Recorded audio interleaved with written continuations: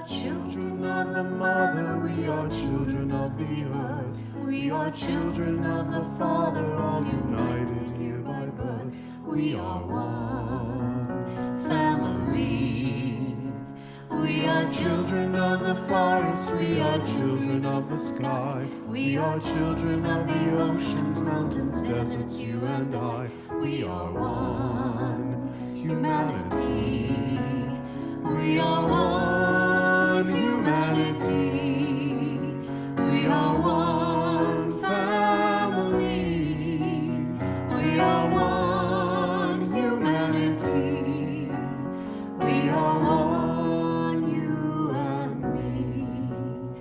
We are children of the Mother, we are children of the earth. We are children of the Father, all united here by birth. We are one family. We are children of the forest, we are children of the sky. We are children of the oceans, mountains, deserts, you and I. We are one humanity. We are one humanity. We are one family. We are one humanity. We are one, you and me. We are one humanity. We are one family. We are one humanity.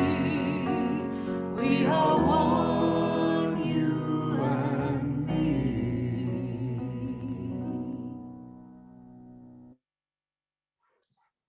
Hi, my name is Clint Foltz, and I'm glad you could join us this morning for a celebration of Earth Day. This day was originally conceived in 1970 as a day to honor the Earth, and it's no less important today than it was 51 years ago. The climate crisis has only worsened despite the efforts of climate activists and environmentalists.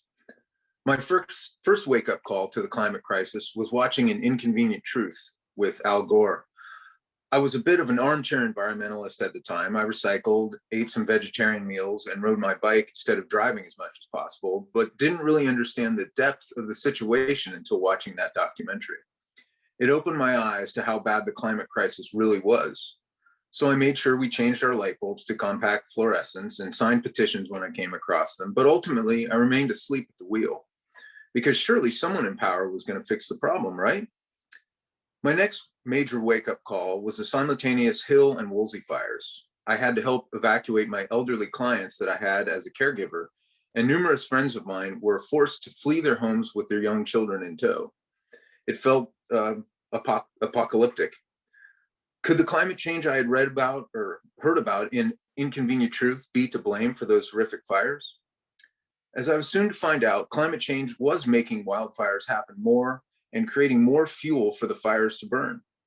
I discovered that Ventura County's average temperature had already increased 4.7 degrees since 1895, making ours the fastest warming county in the continental United States. That average is projected to climb 3 to 5 degrees more in inland areas, including Thousand Oaks, over the next 20 years. I read everything about the climate crisis I could get my hands on. Was this all true? And if it was, what could be done? I soon discovered Greta Thunberg and listened to her speeches. She said, "My name is Greta Thunberg. I'm a 16 years old.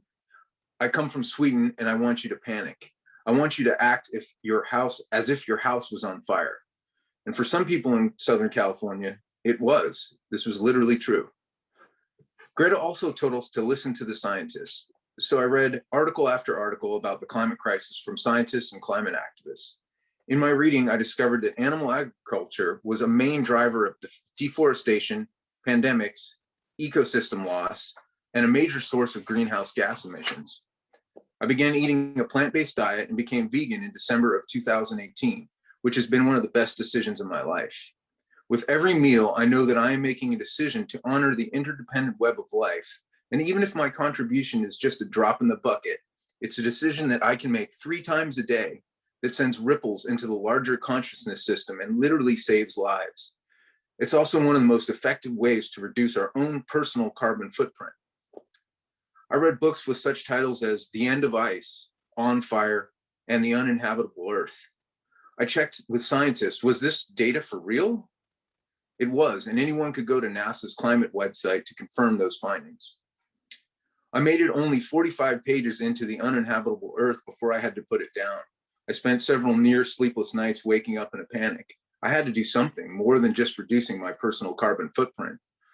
So I looked online for anyone else in my area that was as concerned as I was. That's when I found something called a community forum at a place called Chalice in Newbury Park. They were screening a documentary about climate change called From Paris to Pittsburgh. From the looks of it, this place was kind of like a church, but not any church like I had ever seen. I arrived at the community forum and was welcomed at the door by nice people thanking me for attending. I picked up brochures from something called Citizens Climate Lobby and then sat down in a chair in front of the stage. And that's when I saw the words on either side of the lectern. All souls are worthy of respect and love, and all life, all truth is one. Well, those are some words I could get behind. A little while later, I ended up attending a Citizens Climate Lobby meeting headed by Dick Elsley and held in the conference room at Chalice. It's there that I met Gordon Clint. He was super enthusiastic and encouraged me to check out a Sunday service, which I did sometime later. It's a bit lost in the fog of memory, but at some point I remember eating Barbara's vegan wraps and cookies and was delighted to have plant-based options available. I also recall looking at Barbara and Gordon across the room and thinking, those are the kind of people I aspire to be. Sometime later, after several Citizens Climate Lobby meetings, Gordon invited me to the newly formed Chalice Climate Action Team. When I arrived at the meeting, he sat me at the head of the table and told me I was leading the meeting. I worked through my fears and trepidation and managed to run the meeting, thanks in part to the amazing people seated at the conference table. A few meetings later, Gordon said, well, since you're already here at Chalice so often, you should probably join the fellowship. And well, that seemed like a good idea. So I took the starting point class and now here we are. So if you're not enjoying this speech, you can blame Gordon in a roundabout way. What I found is that when I'm working with other like-minded people, that overwhelming sense of dread I feel when staring the climate crisis in the face like I do daily, that feeling subsides and it's replaced with a sense of belonging and, dare I say, hope. There are solutions to the climate crisis. We can change the apocalyptic trajectory humanity is currently on, but it's going to take everyone. Every single one of you needs to be a climate activist. Make changes in your own life.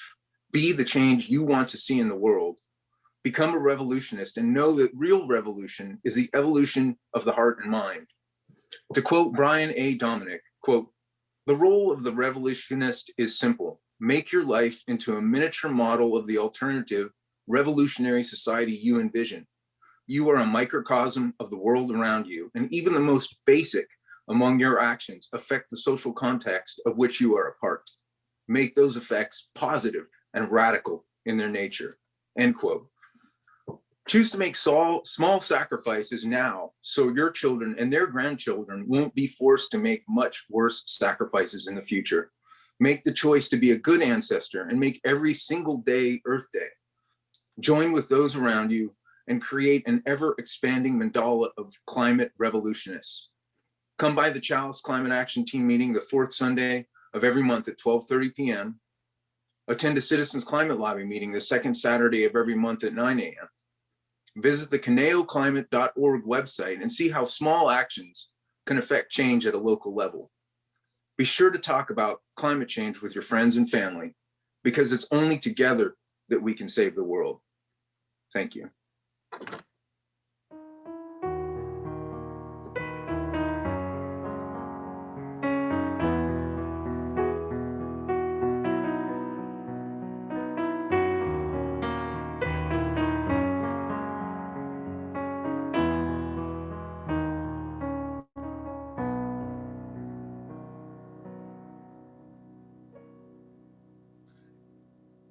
Thank you so much, Clint, for your beautiful, wise words and your leadership and getting us all inspired. So grateful that you are a member of our community and that you're trying to transform the whole community. Amazing work. So farmer Gabe Brown was a typical Midwestern farmer in the 1990s. He was planting monocrops, tilling, using fertilizers and pesticides, and getting government subsidies for growing corn and soy. But then one year after another, his crops were destroyed by hailstorms and blizzards and then drought. 4 years into such disasters, he thought that he would lose his 1,700-acre farm in Bismarck, North Dakota. But he didn't give up. Desperate times often lead to transformation and unexpected solutions. And somehow Farmer Brown heard about regenerative agriculture and decided to try this. So regenerative agriculture actually involved doing less rather than more. Less is more. You let the soil regenerate by planting cover crops to protect it.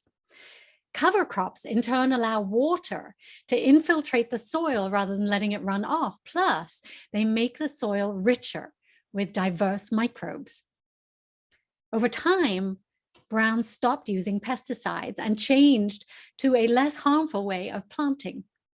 Instead of tilling and exposing the moist soil and microbes, he planted seeds among the cover crops. And this simple change led to a biodiverse, rich soil with abundant, healthy crops. In fact, their crop yields are now around 25% higher than average yields in that area and what they were before. So Brown and his wife now run a flourishing 5,000-acre ranch and have become well-known champions of soil health and regenerative farming. In soil we trust is Farmer Brown's mantra. In fact, he wears a hat saying that. Brown transformed degeneration into regeneration. That's what the amazing documentary Kiss the Ground is all about. And that's what we need to do urgently now to save our planet. Move from degeneration to regeneration. Kiss the Ground tells the story of how we've been depleting our earth for hundreds of years through industrial farming methods such as tilling. When humans developed the plow to break the soil to sow seeds, although convenient, this method actually degenerated the soil. Add pesticides to that, and it's left almost 2/3 of our world desertified, or like a desert. According to the UN, the world's remaining topsoil will be gone within 60 years. 60 years. That means if we continue as we are, we only have 60 harvests left. Take that in. And of course, the worst impacts of the climate crisis are felt by marginalized, poorer populations around the world. Without topsoil, the earth becomes a useless dust bowl, not able to feed its people. And as land becomes uninhabitable, it leads to mass migration.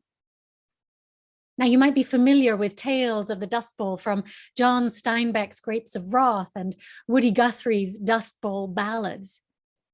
That degenerated dirt can't absorb water, nor can it draw down carbon from the atmosphere to create healthy, nutritious environments, which good soil does, and you saw in Passion's video earlier. Instead, that soil blows across the land, creating blinding dust storms. However, soil experts and scientists tell us that healthy soil can reverse climate change. It has the capacity to bring down and use carbon dioxide from the atmosphere. As you know, too much carbon in the upper atmosphere is a problem. Carbon in the soil is a solution. We could literally save our planet by regenerating our soil, by composting and planting more trees and plants. So if farmers stop tilling and using chemicals, integrate animals into the farm, use compost for fertilizer, and rotate diverse crops to avoid pests, they can heal our land. Regenerative farming nourishes microbes in the soil, which is also critical for human health. And I know many of you gardeners and farmers among us know this. I'm so grateful that you do this kind of work. President Roosevelt also recognized the importance of good soil, and he created the Soil Conservation Service to save the nation's soil. But industrial farming methods and government subsidies for corn, soy, and wheat have disincentivized farmers to farm regeneratively. Paul Hawken, author of the New York Times bestseller Drawdown, warns us that unless we have a yearly carbon reduction of the carbon in the upper atmosphere, we will have climate chaos. And those of us who've experienced fires, floods, mudslides, or hurricanes have faced climate chaos already. We know what it's about. And scientists are telling us that we've now moved from climate change to being in a climate crisis. We have to take urgent measures to reverse this trend of degeneration. So regenerating our soil around the world is one of the key ways to reverse these effects. As we've been learning, soil is extremely effective at bringing carbon back down into the land and using it to enrich our planet. I'm afraid electric cars and solar panels just aren't enough anymore, Hawken says. We need to harness the regenerative power of the earth itself. And this is also what Sir David Attenborough urges us to do in his amazing book and film, A Life on Our Planet. And you can also watch that film on Netflix. Both of these films are extraordinary. They're informative and compelling and mind expanding, and I encourage you to watch them. My friends, regenerating our forests, our deserts, our cities and farms can heal our planet and reverse climate change before it's too late. Now, some of you may be thinking, well, that's other people's work. I don't own a farm and I can't plant trees. But actually, like Clint shared with us, there's a lot we can do as individuals and as a community, no matter what our land situation, to help regenerate our earth. So here are some of the most effective things that we can do. First, reduce food waste by composting. Americans throw away 30 to 40% of our food supply each year. Can you believe it? When our food scraps go to the garbage dump, they decompose and release methane, which is a big contributor to global warming. But if, on the other hand, we compost our scraps, they become fertilizers for our soil.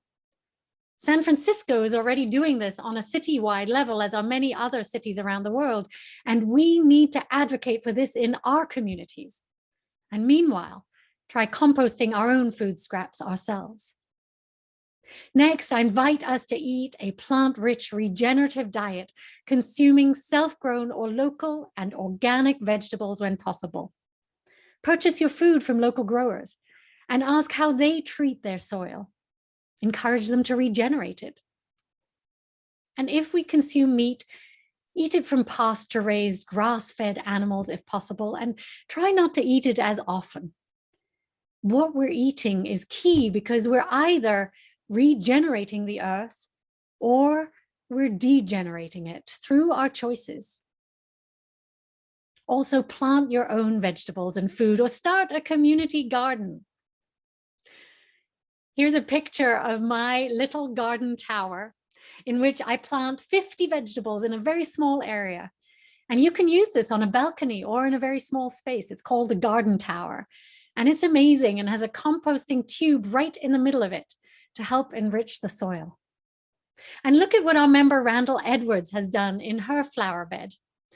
We took out the old dirt, she says. We got special soil with organic amendments and worm casings, added biochar, minerals, and compost, and covered the soil with mulch after planting. And there are many experts like Darcy Lober and Mary Freed and the Vanonis in our congregation who can advise you on how to do this. Next, I invite you to plant a tree or trees to regenerate Mother Earth. And there are many charities around the world that are planting trees in areas that have been deforested. In fact, our national parks have a nonprofit that you can contribute to reforest them. It's National Park Week this week, so it's a perfect time to help them. And we're going to put a link for the Forest Service into our chat now, where you can go to help them plant more trees in our forests. And of course, switch from using plastic to reusable or biodegradable containers whenever possible. Ditch plastic bags and bring your own shopping bags and grocery produce bags. Plastic is suffocating our oceans and is found in the most remote areas of our planet and throughout our bodies even. Apparently, we eat, swallow, or breathe around 2,000 microparticles of plastic each week. It's a crisis, my friends. So we're going to put these few simple lifestyle adjustments into the chat so that you can copy them and easily remember them. And share these ideas by sharing the sermon with your friends too. And of course, there are many more ways that we can positively contribute to our environment and help draw down carbon from the atmosphere. And of course, this book that I shared with you earlier, Drawdown, gives hundreds of options. I encourage you to order it. I know lots of you already engage in many of these practices, and that's so great. You are my heroes. But the important thing is to start somewhere and then keep expanding. Eco-warrior and Buddhist scholar Joanna Macy reminds us, our leaders get confused. So we're all leaders now. Let me share a brief story with you. I heard it from Reverend Laurel Littlejohn Gray. As we know, bees do things together. They work in hives, doing their part to build their honeycomb home together. They pollinate flowers and trees, and they make our lives sweeter with their honey, don't they? But I want you to ponder this. How much honey do you think a single worker bee makes in its lifetime? Let's pause for a moment so that you can write your guesses in the chat, and those beekeepers among us, just hold off. Let's guess, how much honey do you think a single worker bee makes in its lifetime? And if you put your guesses in the chat, I'll read them out. Renee writes 1 pound, Pamela 1 teaspoon, Brian Pletcher 1 ounce, and we have a pint and a teaspoon and a gallon. So lots of different guesses. A quart. Okay, so are you ready for this? An average worker bee apparently makes 1/12 of a teaspoon of honey in its lifetime. 1/12 of a teaspoon of honey in its lifetime. So that means it takes 12 bees, their 12 lifetimes, to make a teaspoon of honey together. Isn't that amazing? How much honey do you think a bee colony can make in 1 year? I invite you to, again, to write the answers in the chat. Now that we know what one bee can do in its lifetime, how much honey do you think a community of bees, or a congregation of bees, if you will, can make in a single year? And go ahead and put your guesses in the chat.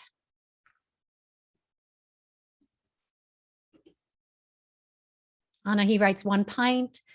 Matt writes a quart. Brian, an ounce. Renee, 2 gallons. Danielle and Weston write 8 ounces. So we have a wide variety in our guesses here. Are you ready? One bee colony, community, or congregation can produce between 60 and 100 pounds of honey per year. Can you visualize how big that is? That's about 1,200 of these honey bears. 1,200. Isn't that amazing? The world feels really big sometimes, and it can be hard to believe that our little tiny part makes a difference. That's why justice work is a leap of faith in a lot of ways, because we know that the task is so much bigger than we can do alone. But you know what's also true? We do this work together. Just like Clint said, like the bees, we gather together all we have to offer. We commit ourselves to the same task, the same hopes for a sweeter world. And by some miracle of connection and cooperation, we're capable of more than we ever believed was possible. In those moments when you feel discouraged or too small to make a difference, I want you to remember the honeybees. Like them, we do this together. One of the contributors to the Kiss the Ground movie, Maria Rodale, sums it up beautifully. It's not about religion or politics. It's about love And if you love someone, you want to keep them safe. If we take care of them, they'll take care of us. Likewise, if we take care of our earth, it will take care of us. My friends, if we love our planet, this beautiful blue boat home on which we live, then we'll want to take care of her. If we each do our 1/12 of a teaspoon of work, we can do this together and we can make a much bigger difference. You can start by coming to our community forum next Friday with one of the stars of the movie Kiss the Ground to learn more. Also join our Chalice Climate Action Team. They meet on Zoom a week from today and once a month on the last Sunday of every month. And then ask Clint about the Conejo Climate Coalition. And watch the movies I mentioned, Kiss the Ground and A Life on Our Planet, to get more ideas. The poet Wendell Berry said it like this: there are no unsacred places. There are only sacred places and desecrated places. May we remember that our earth is sacred ground and love her with all our heart and actions. And may we together work with our earth to transform degeneration into regeneration. May it be so. Amen.